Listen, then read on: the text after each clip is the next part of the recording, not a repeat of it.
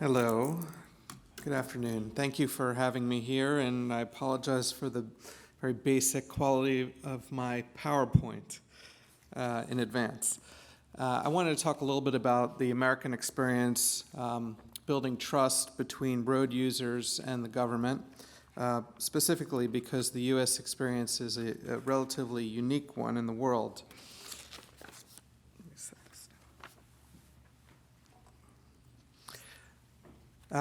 The background is that the United States is unique in having what's known as a state-owned, federally aided concept to fund the highway system. The states, not the federal government, own the major roads in the United States, including the interstate highway system and the major national highway routes. The federal government funds and provides the majority of capital funding for construction of those roads, and also a number of regulations and rules that the states must abide by in order to use that federal money. Back in 1956 was sort of probably the most important moment in the history of U.S. road construction, and that was when we created a highway trust fund in which the user taxes borne by the motorists were placed in the trust fund and used for highways, mainly for the purpose of constructing the interstate highway system. That system was completed, by and large, for the most part, in 1991, and when that was declared complete, there was growing numbers of goals for the federal program. By 1993, we had our last fuel tax increase, which was actually enacted for deficit reduction and then later moved for roads and transit. And in 2008, we started really running out of money in that fund. The last fuel tax raised the gas tax to 18.4 cents per gallon, and that has dropped off with inflation and with needs as time has gone on. Back in 2012, we had our first effort to sort of scale back the program and try to reintroduce a more smaller purpose to the program, focusing on our national highway system and introducing performance goals for the federal program that the states had the authority to create and the federal government would generally approve. I was very interested in the previous presentation as a representative of users, and my members include AAA clubs in the United States, as well as trucking, bus companies, RV, and motorcyclists, and a number of different businesses that pay the fuel tax. And as you can see on this chart, when you look at the fuel taxes by country, the United States is way below almost every other country. Our fuel tax is combined federal and state about 50 cents. On gasoline, a little bit more for diesel. And so unlike most of the FIA members, our members do not pay the full cost of our road needs, and certainly not the full cost of all of the transportation needs that the Highway Trust Fund now funds. And you can see that in the average price per gallon of gasoline. This is from February 9th, $2.57.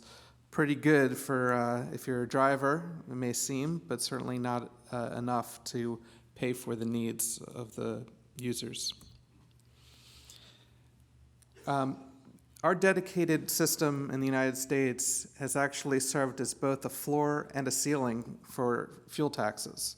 By focusing all of the money from the fuel tax on transportation needs, that has actually kept the costs down for motorists and truckers, because there's been a very concerted effort to prevent punitive fuel taxes designed to serve other needs on the backs of motorists and truckers. So as you can see, there is a level of trust that's demanded by the users in the United States that money must be used for transportation purposes.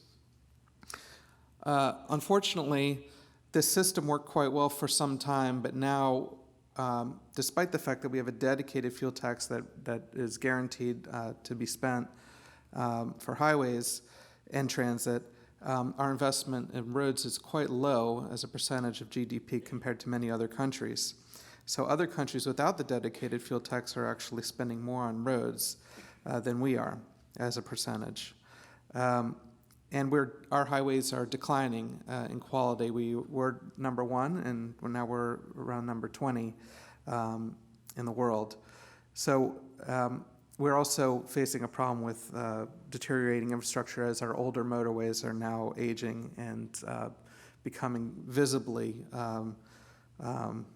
aged.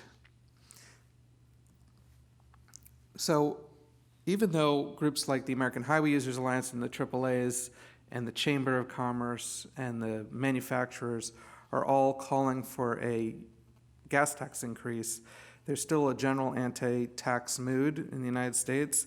The most recent polling on supporting a 10-cent increase in the gas tax only got about 20% of support from the public. So we're in a real difficult situation. We have a soft economy.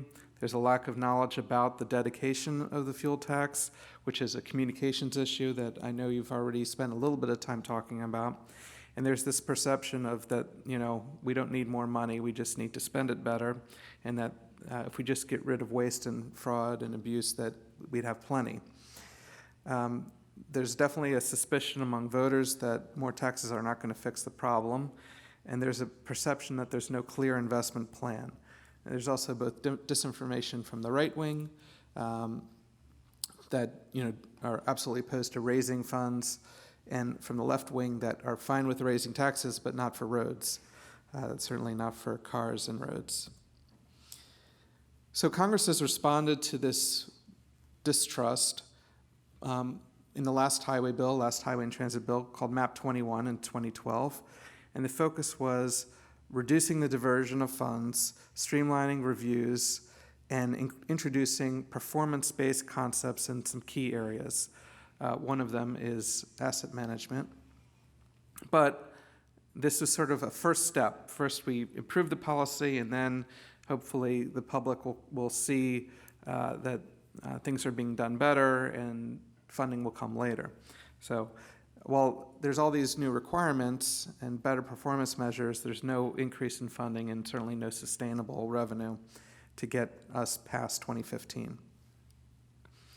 So this legislation was the first serious effort to get back away from earmarks and so-called bridges to nowhere. Pavement preservation and asset management are important features of this new law, MAP 21.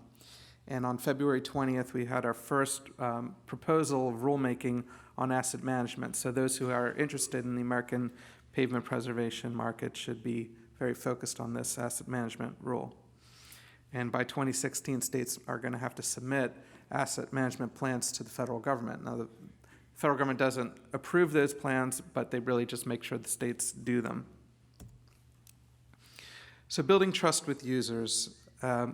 There's optimism that a 2015 highway bill will include several new years of funding. The question is, will users pay or will general taxpayers? Congress will probably build on MAP 21's policy of reducing the scope of the program and focusing on reducing waste and speeding up the very slow review processes that we have. But my view as representative of the users is that sustainable user-based funding can only come if the public sees these results and believes that their investment is improving their ride quality. And that's really where the communications effort from your industry is so important. Pavement preservation, if widely implemented and well communicated, is a key way to show users that they're getting more for their money and that they should pay more. If there is a highway bill in 2015, it's going to restore some key concepts that historically have served the U.S. well, recommitting to that federal-state partnership, creating stability in the program over many years without that stability that permits borrowing from future revenue, policies that are developed with the road user safety and quality of their ride in mind, and performance-based program that starts to be implemented more fully and measures results. And that measurement will be another way to communicate the value and provide new tools for industry to help the public understand what the investment needs are. On the other hand, if there's no highway bill in 2015, the U.S. policy may change dramatically in short order. we're really reaching a point where the instability of the U.S. program is getting so serious that it threatens the entire trust fund concept and possibly leading to the abolishment of the user-based funding. Then we'd have policies that are more focused on general taxpayers and potential competition with other stressed out programs in the general fund of the federal budget. It is possible, judging from the experience of other countries, that general funds could be appropriated at higher levels than we're currently funding out of our trust fund. But as I mentioned, the general fund is under very long-term stress. We have a serious backlog in the United States, and the public policy aims out of the general fund would shift away from the user benefits principle that have undergirded our program for many, many years. Happy to take some questions later as part of the panel. Thank you for listening.